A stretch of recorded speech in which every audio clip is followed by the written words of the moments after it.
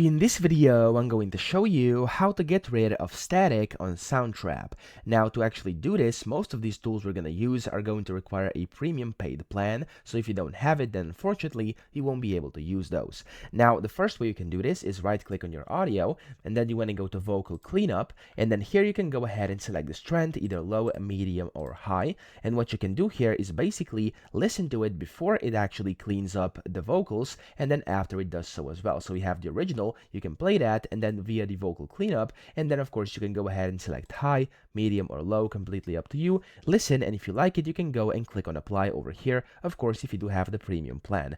That's the first way. Now the second one is actually applying a noise gate FX. So you want to click on that specific part of your audio, click on FX here on the right, and type in noise gate over here, and as you can see we have the noise gate over here. You can just go ahead and add this one, and this will allow you to actually further get rid of static and other background noise. So those are basically the two ways I would do it. I hope this video helped you out. If it did, please subscribe to the channel and help me out as well.